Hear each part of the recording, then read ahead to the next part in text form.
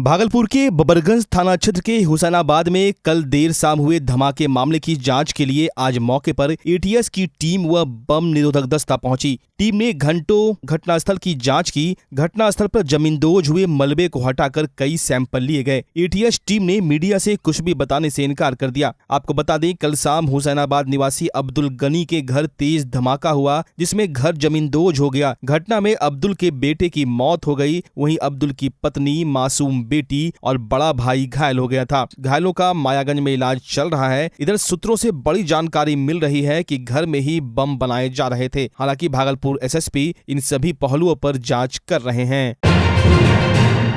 भागलपुर के बबरगंज थाना क्षेत्र अंतर्गत हुसैनाबाद मस्जिद के समीप कुरैशी टोला में हुए धमाके से एक 17 वर्षीय युवक की मौत और 3 के घायल होने की सूचना पर वरीय पुलिस अधीक्षक आनंद कुमार घटनास्थल पर पहुंचे। घटनास्थल की बारीकी से जानकारी ली। वहीं डॉग स्क्वाड, बम निरोधक दस्ता, एफएसएल की टीम, फायर ब्रिगेड की टीम के अलावा कई जाँच टीम और स्थानीय थाना पुलिस भी मौजूद थे। घटनास्थल पर पहुंचे वरीय पुलिस अधीक्षक आनंद कुमार ने बताया कि यह काफी दुखद घटना है। इस धमाके से 17 वर्षीय युवक की मौत हो गई और 3 लोगों का इलाज मायागंज अस्पताल में चल रहा है। जल्द ही इस पर जांच टीम बैठाकर दोषियों को पकड़कर कानून सम्मत कार्रवाई की जाएगी। साथ में कहा कि मलबा हटाया जा रहा है, गली संकरा है, इसलिए थोड़ा समय लग रहा है।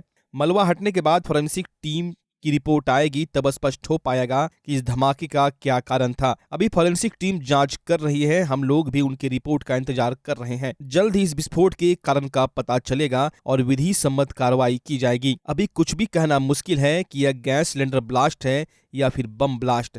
साथ उन्होंने बताया कि 10 दिन पहले भी भागलपुर में एक बम ब्लास्ट हुआ था, जिस पर पुलिस ने त्वरित कार्रवाई करते हुए एक युवक को गिरफ्तार किया था और जांच टीम जब घटनास्थल पर जांच की तो पता चला कि सुतली बम बनाकर वो रखते थे। इसी क्रम में उनके बच्चे वहां पर खेलने गए और यह दुर्घटना हुई थी।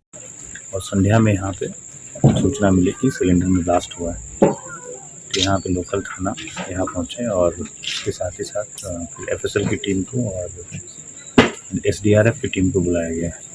और यहाँ पे फायर ब्रिगेड की भी टीम है। और चूँकि रास्ता बहुत सकरा है तो जो मलबा हटाने में हम लोग को भी समय लग रहा है। अभी आधा मलबा हटाया गया है और अभी तक जो हमारी बात हुई है टीम से तो उनको कोई कंक्लूसिव एविडेंस नहीं मिला है कि किस कारण से ब्लास्ट हुआ है। हम लोग अभी इंतज़ार कर रहे हैं कि जो बाकी का बचा हुआ मलबा है वो हट जाए तो कुछ ऐसी चीज़ें मिलेंगी जो इस बात की तरफ इंगित करेंगी कि ब्लास्ट का कारण क्या था। सर, मृतक के परिजन का कहना है कि उसके बाद ही बता पाएंगे क्योंकि घटना का कारण क्या था। लेकिन हमारी टीम जांच कर रही है और एफएसएल की रिपोर्ट आने के बाद, मलबा हटने के बाद हम लोग को पता चल जाएगा क्या कारण है और उसके बाद जो भी विधि का कार्रवाई हम लोग करेंगे। सर, घर के जो मालिक हैं उनका साफ तौर पर कहना है कि सिलेंडर ब्लास्ट नहीं हुआ है, ये बम ब्लास्ट या बारूद रखा हुआ था। देखिए, घर के जो मालिक हैं, इस घटना जब हुई है वो यहाँ पर मौजूद नहीं थे और उसके बाद इन्होंने आकर स्टेटमेंट दिया है। तो हम लोग को एफएसएल की टीम का जब तक मलबा हट नहीं जाता है तब तक कहना कठिन है कि क्या एग्जैक्टली क्या रीज़न थे ब्लास्ट के और किस परिस्थितियों में ब्लास्ट हुआ है। तो मुझे लगता है कि इसका इंतज़ार किया जाना चाहिए। आपको पता है कि अभी 10 दिन पहले भी मधुसूदनपुर में एक ब्लास्ट हुआ था और उसमें पुलिस ने त्वरित कार्रवाई करते हुए एक व्यक्ति की गिरफ्तारी भी हुई थी और उसके पूछताछ में भी इस चीज़ को बल मिला कि उसके द्वारा जो छोटे जो सुतली बम है उसका भंडार ज़मीन के कारोबार में मदद करने के लिए किया जा रहा था और उसके बाद एक्सीडेंटली बच्चों के द्वारा वहाँ पर खेलने के दौरान ब्लास्ट हुआ था। तो हम लोग इसमें भी सभी जो भी विधिक कार्रवाई है वो हम लोग करेंगे और हम लोग उसके लिए एफएसएल की टीम का रिपोर्ट का इंतजार भी कर रहे हैं और उसके अलावा जो हमारी जांच है पुलिस की तरफ से वो चल रही है। बम स्क्वाड टीम भी आ रही है? हाँ, बम स्क्वाड टीम आ रही है, रास्ते में है। 1 आध घंटे में वो बम डिस्पोजल स्क्वाड की जो टीम है वो पहुंच जाएगी। डॉग स्क्वाड की टीम हमारी यहाँ पे मौजूद है ताकि वो आसपास के जो भी जगह है उसका भी भ्रमण करेगी कि कहीं इस तरह की और भी विस्फोटक पदार्थ उपलब्ध तो नहीं है, मौजूद तो नहीं है।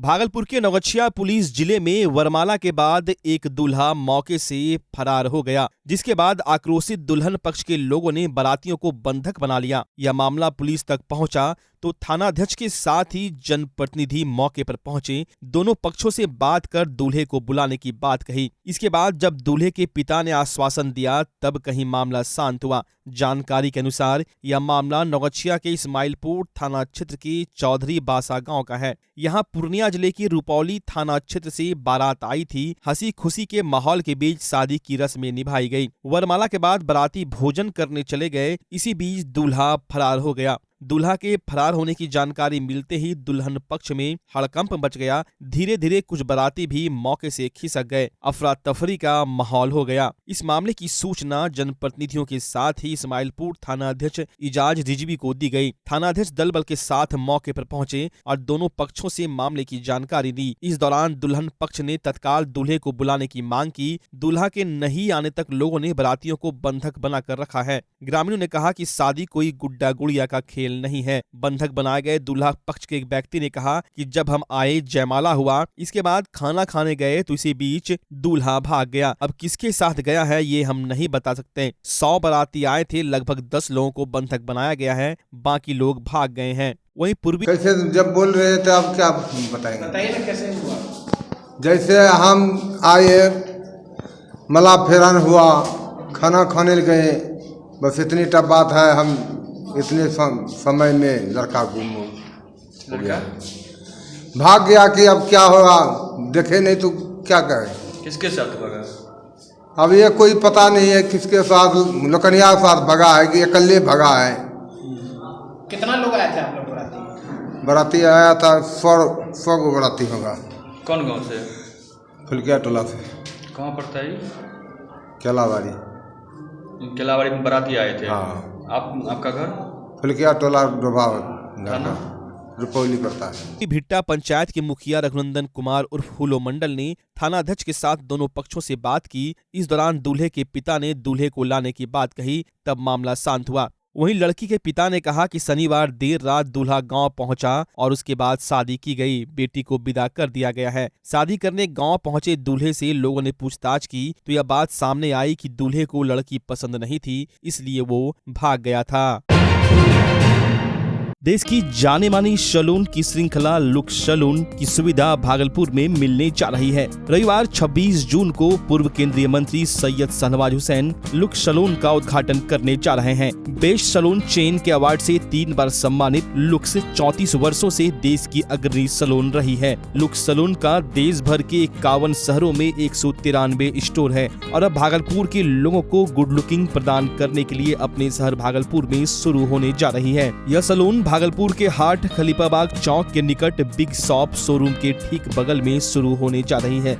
लुक्स सैलून भागलपुर के ऑनर मनोज शर्मा उर्फ कन्हैया शर्मा ने बताया कि यूं तो शहर में काफी सैलून है पर वे कंजस्टेड है और कम सीट उपलब्ध है। ये सैलून पूरे बिहार का सबसे बड़ा सैलून है। ये सैलून खासकर उन उपभोक्ताओं के लिए है जो अपने लुक्स को प्रायोरिटी देते हैं और कुछ प्रीमियम सर्विस की चाहत रखते हैं। वे पहले बड़े शहरों में जाकर लुक्स सैलून की सर्विस का लाभ लेते थे पर अपने शहर भागलपुर में ही वो इसका लाभ ले सकते हैं। लुक्स सैलून में आपको लेडीज और जेंट्स दोनों के लिए सर्विसेज उपलब्ध हैं। लेडीज के लिए hair styling, party makeup, bridal makeup, hair texture, hair treatment, facial and rituals, hands and feet, nail care जैसी सुविधाएं। तो जेंट्स के लिए hair cut and finish, hair colour, hair texture, hair treatment, skin care, beard grooming जैसी सुविधाएं उपलब्ध है। Looks salon अपने इनॉग्रल ऑफर के तहत सभी प्रकार की सर्विसेज पर 34% की भारी छूट दे रही है। तो अगर आप भी लुक्स सैलून के बेहतरीन प्रीमियम सर्विस की चाहत रखते हैं तो अभी बुकिंग कर सकते हैं। बुकिंग के लिए आप मोबाइल नंबर 9199062666 पर संपर्क कर सकते हैं।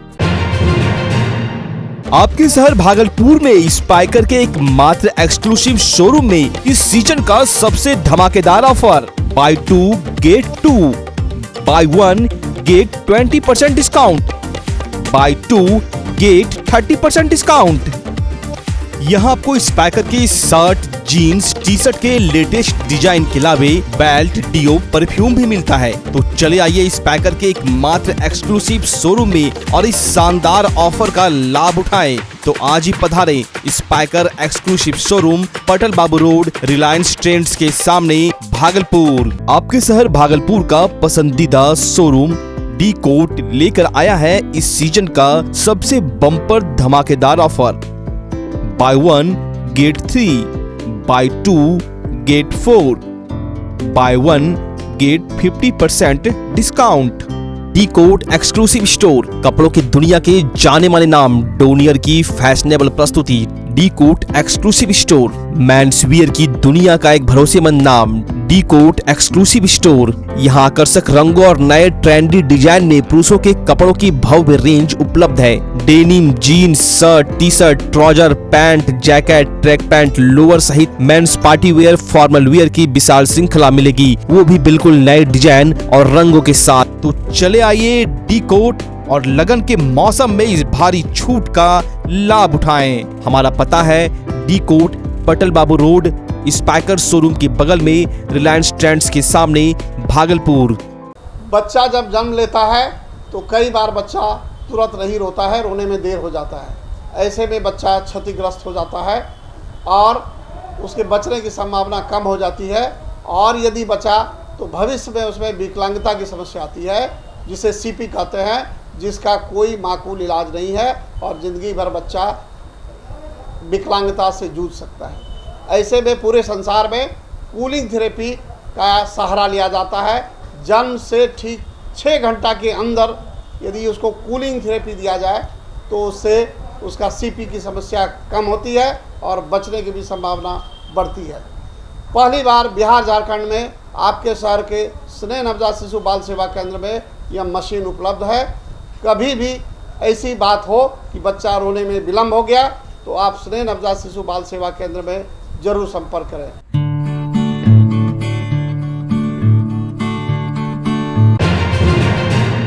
भागलपुर के बबरगंज स्थित हुसैनाबाद स्थित अब्दुल गनी के मकान में हुए धमाके मामले में जांच की मांग उठ रही है। इस पर बिहार में भी सियासत तेज है। भागलपुर पहुंचे केंद्रीय मंत्री अश्विनी कुमार चौबे ने सरकार पर हमला बोला है। उन्होंने कहा कि प्रदेश के हुक्मरान वंशवादियों की गोद में जा बैठे हैं। उग्रवादी और असामाजिक तत्व के लोगों को बढ़ावा मिल रहा है। राज्य में कानून व्यवस्था बिल्कुल ठप हो चुकी है और फिर से बिहार एक बार जंगल राज की ओर जा रहा है। उन्होंने कहा कि लगातार भागलपुर में हो रहे धमाकों से उनका मन काफी आहत है। इस घटना की सीबीआई जांच होनी चाहिए। कि भागलपुर ही नहीं, पूरा बिहार, जहां उग्रवादियों का, आतंकवादियों के ढेर पर, ये ज्वालामुखी के ढेर पर आज पूरा बिहार है, वहीं बिहार की सरकार सत्ता पर आसीन रह करके भ्रष्टाचार को, वंशवादियों को सहारा दे करके जंगल राज की पुनरावृत्ति करने के लिए, और वहीं सत्ता में कैसे बचे रहे, प्रधानमंत्री का हसीन सपना देख रहे हैं, जहां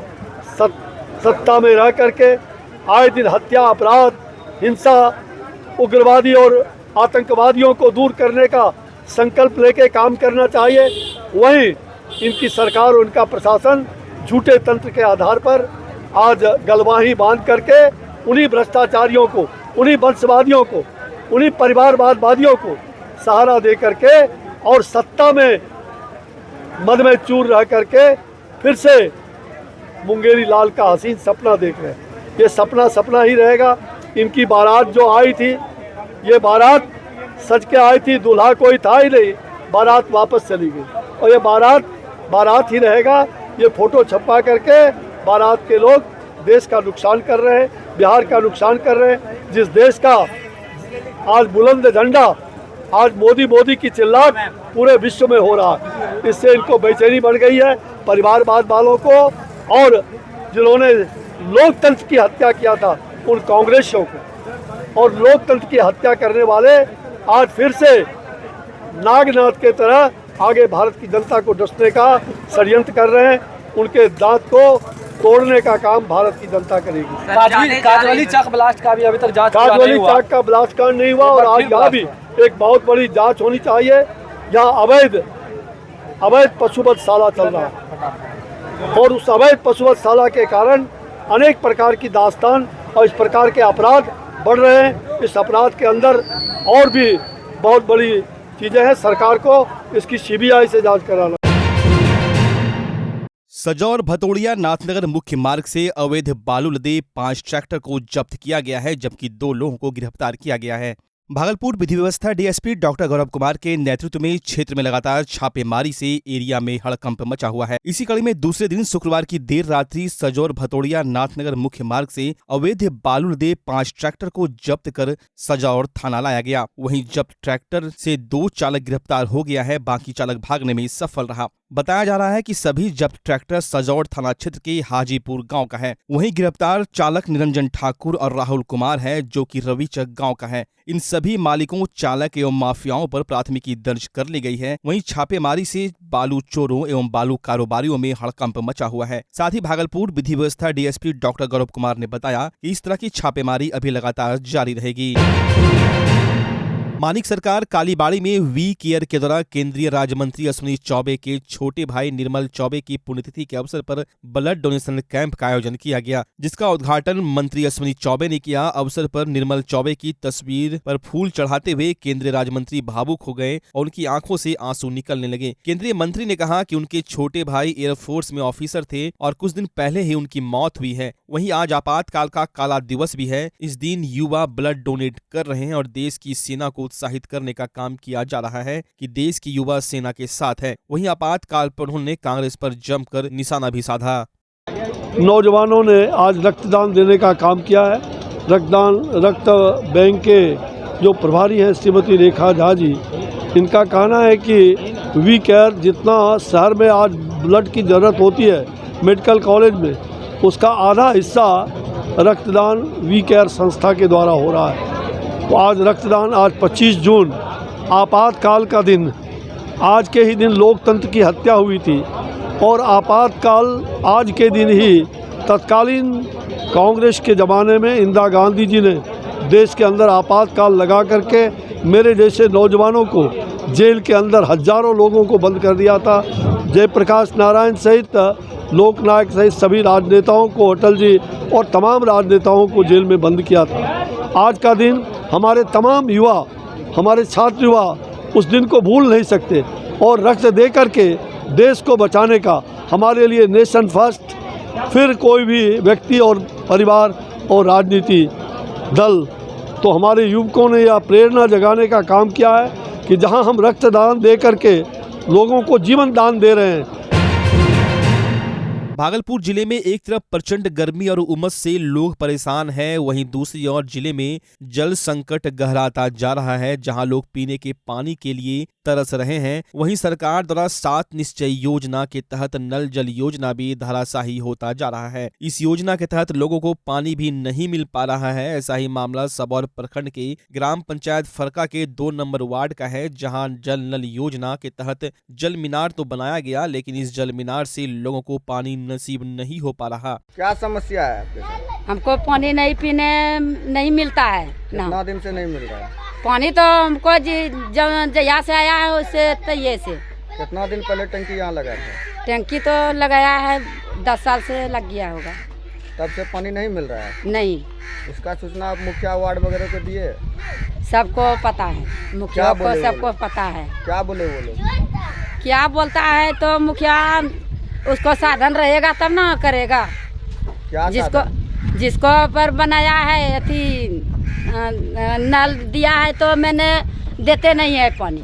इस संबंध में ग्राम पंचायत के मुखिया राजेंद्र मंडल ने बताया कि इस पंचायत में पूर्व से ही कुछ मामला लंबित था। जिस जमीन पर जल मीनार बनाया गया उस जमीन का NOC नहीं मिल पाया था, जिस कारण धरातल पर काम उतर नहीं पाया था। लेकिन अब इसका NOC विभाग के द्वारा उपलब्ध हो गया है। इसके बाद अब द्रुत गति से काम करवाकर इस जल मीनार से लोगों तक पानी पहुँचाने का काम किया जाएगा। वहीं अब देखना यह होगा कि सरकार द्वारा नल जल योजना के तहत कब तक ग्रामीणों के घर तक पानी पहुँच पाता है। देखिए 2 नंबर में जो है ना, पूर्व से कुछ मामला लंबित था, जहां पर जल नल का मीनार बना हुआ है, उस ज़मीन का NOC उपलब्ध नहीं था, इसलिए उस पर हम लोगों ने कोई योजना चला नहीं पाया। कल NOC मिला है और कल से जो है युद्ध स्तर पर पेयजल व्यवस्था का काम किया जाएगा। जैसे कि मुखिया जी पता चला है कि उस टंकी से खेत भी पटाया जाता है और एक महिला थी वहाँ पे अभी, उन्होंने बताया कि जब से टंकी बनाई थी तो हमें पानी नहीं मिल रहा है। हम बोले नहीं, उसमें एनओसी नहीं मिलने की वजह से जो है ना हम लोग अपने स्तर से उसमें काम नहीं करवा पाए। जैसे वो खेत पटाया जाता है टंकी में भूसा भी रखा है उस रूम में, इसके बारे में क्या बोलिएगा? देखिए, हम लोगों ने एक तो जन जागरण भी किया, लोगों को कहा कि आप लोग जागरूक होइए और जागरूक नहीं होइएगा तो ये जो तटबंध करता है पानी उसी में बर्बाद होगा तो पीने के लिए मिलेगा कहाँ से।